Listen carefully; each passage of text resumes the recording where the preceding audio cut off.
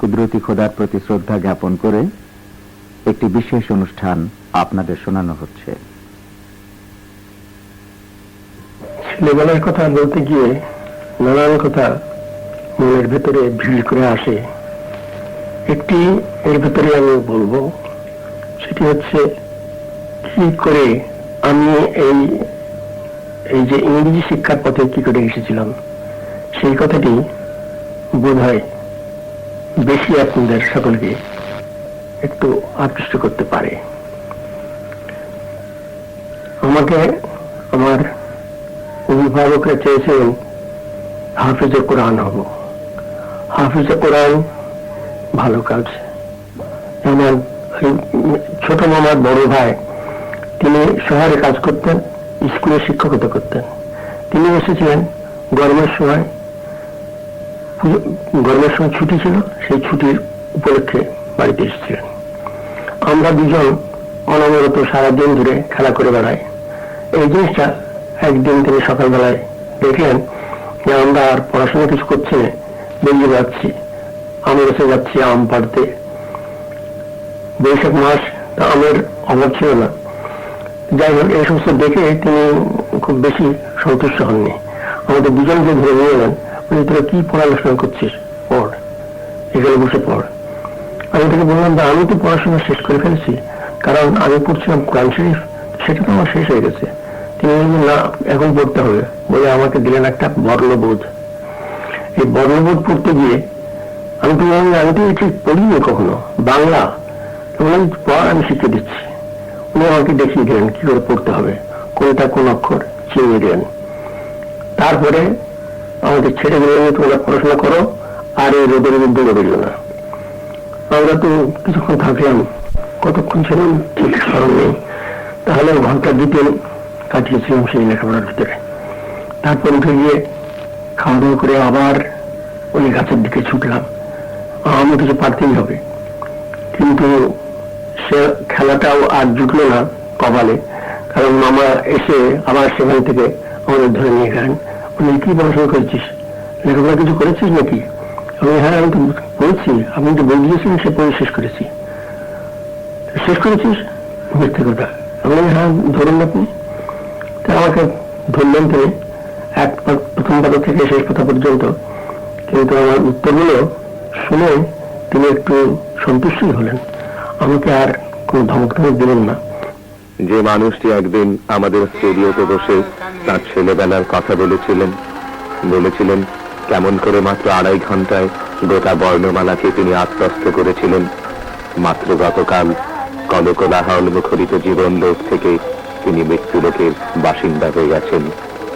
এই সেদিন পর্যন্ত যিনি কথা বলতেন, হাঁটতেন, স্বপ্ন দেখতেন, আর 10টি মানুষের মতো তার সে নীলাভ সাদা রংটি দেখে এত বেশি আকৃষ্ট হয়েছিলাম, আমি ঠিক করলাম তখন যে এই কেমিস্ট্রি আমাকে পড়তে হবে। কেমিস্ট্রি পড়ে গিয়ে পরে এর আরো বেশি উৎসাহ পেয়েছিলাম। বিএসসি পাস করার পর তখন আমার পিতামহ বলেছিলেন যে তুমি, আমার দোয়া যে তুমি বিশ্ববিদ্যালয়ের সবচেয়ে বড় উপাধি লাভ করবে। তাতে একটা বড় অনুপ্রেরণা পেয়েছিলাম। তিনি যদিও আর বেঁচে থেকে দেখে দিতে পারেনি আমি কি করলাম, কিন্তু তিনি ওই যে কথা বললেন, তার ফলে আমার মনে যে একটা প্রেরণা জাগলো, তাতে কাজ যথেষ্ট করেছিলাম। আর কাজ করবার জন্য শেষ পর্যন্ত একদিন বিলেতে গেলাম। ইম্পিরিয়াল কলেজ, বড় কলেজ, জানাশোনা। সেখানে যখন কাজ করতে শুরু করি, তখন এই সায়েন্সের কিছু গবেষণা করছিলাম। সেই গবেষণার পথ যে কাজ আশা করি করতে পারবো, তো শেষ পর্যন্ত কাজ এত বেশি করলাম যে সাধারণ ছেলে মেয়েদের জন্য যে যতটুকু কাজ হলে একটা ডিগ্রি পাওয়া যেত, আমার কাজের পরিমাণ হয়েছিল তার 3 গুণ। তিনি জানতেন দেশের এবং দেশবাসীর সেবা করার এক মহতী মাধ্যম হচ্ছে বিজ্ঞান। বিজ্ঞানের উন্নতিকল্পে তাই তার সাধনা ও শ্রমকে তিনি নিয়োজিত করেছিলেন। তিনি জানতেন জাতীয় উন্নতির জন্য ব্যবহারিক জীবনে বিজ্ঞান শিক্ষার প্রয়োগ অপরিহার্য। বিজ্ঞানের শিক্ষা ছেলেবেলা থেকে যখন ছেলেদের দেওয়া হয়, তখনই এর প্রয়োগ করার যে সম্ভাবনা, এই সম্ভাবনার জন্য তাদের তৈরি করা হয়। কতগুলো দিকে কিছু প্রয়োগ আমরা করতে পেরেছি, বা আমাদের ছেলেরা শিখেছে, যেমন ইঞ্জিনিয়ারিং কলেজে, এগ্রিকালচারাল কলেজে, কিন্তু সাধারণভাবে সব ছেলে এখন ওই প্রয়োগের কথাটা ভালো করে শিখতে পারেনি। এই জন্য নতুন শিক্ষা ব্যবস্থায় যে এডুকেশন কমিশন যে রেকমেন্ডেশন বা সুপারিশ করেছেন, সেই সুপারিশের ভেতরে এই নতুন পথের নিদর্শন রয়েছে আর নির্দেশ রয়েছে। আর আশা করা যায় যে সরকার যদি তাড়াতাড়ি এই ব্যবস্থাগুলো গ্রহণ করে চালু করেন রেকমেন্ডেশন গুলো, তাহলে আমার মনে হয় সব দিক থেকে একটা সুরাহা হতে পারবে আর বিজ্ঞানেরও উন্নতি করতে পারবে। আমার মনে হয় বিজ্ঞান আমাদের চতুর্দিকে ছড়িয়ে রয়েছে এমন ভাবে যে আজকালকার দিনে জগতের কোনো বেশি বিজ্ঞানের সাহায্য না পেলে বড় হতে পারেনি, অর্থ সম্পদ জোগাড় করতে পারেনি। আমাদের অবস্থা ঠিক তাই। আর আমি কিছুদিন পর্যন্ত এখানে council of scientific and industrial research বলে যে ইনস্টিটিউশন রয়েছে সেখানে কাজ করেছি, আর তাতে দেখেছি বহু জিনিস আমাদের দেশজ সম্পদ যা আছে তার থেকে তৈরি করতে পারা যায়।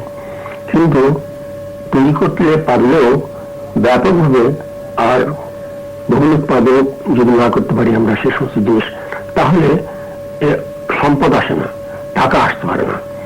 তো আমাদের দেশে আরো বেশি অসুবিধে, যে দেশের লোক এখনো শিল্প সম্বন্ধে সজাগ নন, আর শিল্প মাত্রই টাকার প্রয়োজন। সেই টাকা তারা ব্যয় করতে রাজি হচ্ছেন না বলে আমাদের শিল্পের এই সমস্ত সব জ্ঞানগুলো ব্যবহার করতে পারা যাচ্ছে না। ডক্টর মোহাম্মদ কুদরতে খোদার জন্ম 1900 সালে বীরভূম জেলায়। শিক্ষা জীবনে তিনি ছিলেন অত্যন্ত মেধাবী। তিনি প্রথম বাঙালি মুসলমান যিনি কলকাতা বিশ্ববিদ্যালয় থেকে অধ্যয়নে কৃতিত্বের জন্য রায়চাঁদ প্রেমচাঁদ বৃত্তি লাভ করেন। সুদীর্ঘ কর্মজীবনে তিনি বিভিন্ন দায়িত্বপূর্ণ পদে অধিষ্ঠিত ছিলেন। আমাদের দেশে বিজ্ঞান গবেষণার অগ্রগতির ধারায় ডক্টর মোহাম্মদ কুদরতে খোদার অবদান অনন্য সাধারণ। বাংলাদেশ বিজ্ঞান ও শিল্প গবেষণা পরিষদ বলা চলে তাঁরই প্রয়াস ও পরিশ্রমের ফসল। আজীবন বিজ্ঞান সাধক ডক্টর খোদার গবেষণার ফল দেশীয় সম্পদ পাটকাঠি থেকে রেয়ন, সিল্ক ও করোগেটেড শীট উদ্ভাবন। শুধু বিজ্ঞান নয়, তার সাহিত্যানুরাগও ছিল অপরিসীম। বিজ্ঞান সম্পর্কিত পুস্তক ও বিভিন্ন প্রবন্ধের রচয়িতা হিসেবেও তার অবদান বিশেষভাবে স্মরণীয়। একজন আদর্শ শিক্ষাবিদ হিসেবেও তার নাম এই দেশবাসী শ্রদ্ধার সঙ্গে স্মরণ করবে। বিভিন্নমুখী প্রতিভার অধিকারী কৃতি পুরুষ গতকাল বিকেল 4:15 মাসাধিক কাল রোগ ভোগের পর ঢাকা পিজি ইনস্টিটিউট হাসপাতালে ইন্তেকাল করেছেন। তার এদেশে তার আসার বাংলাদেশে আমরা জানি দেশ ভাগ হওয়ার পর থেকে যখন ভারত ভাগ হয় 1947 সালে তিনি এখানে আসেন ডিপি হিসেবে। তারপরে এখানে তার অনেক অ্যাক্টিভিটিজ এর কথা আমরা জানি, কিন্তু আমরা শুনতে চাই যে তিনি তার শিক্ষা জীবনে তিনি যখন এমএসসি পাশ করলেন, ডক্টর করতে গেলেন, ডক্টর করার পর তিনি প্রেমচাঁদ রায়চাঁদ স্কলারশিপ পেয়েছিলেন, গোল্ড মেডেল পেয়েছিলেন। যারা আপনারা যারা তাকে পেয়েছিলেন, তার সঙ্গে এসেছিলেন, তারা কিছু জানেন। আমরা যারা দেরিতে এসেছি তারা কিছু কিছু শুনেছি, তবে যারা বিজ্ঞানের জগতে প্রবেশ করেছে তারা কিছুই হয়তো জানে না যে তিনি ঠিক কি বিষয়ে গবেষণা করেছিলেন, তার গবেষণার ক্ষেত্র কত বিস্তৃত ছিল। আপনি যদি তার গবেষণার ক্ষেত্র সম্পর্কে কিছু বলতেন। দেখুন, তার যে গবেষণা, যার থেকে তিনি ডিএসসি পেয়েছিলেন অথবা স্বীকৃতি পেয়েছিলেন, সেটা মৌলিক গবেষণা, যাকে আমরা বলি ফান্ডামেন্টাল রিসার্চ। এটা অল্প কথায় বোঝানো মুশকিল, তবে ওনার তিনটা ক্ষেত্রে অবদান আছে। একটা হলো যেটাকে আমরা বলি স্টেরিওআইসোমারিজম, মানে একটা অণু ত্রিমাত্রিক ক্ষেত্রে কিভাবে অবস্থান করে সেই একটা জিনিস।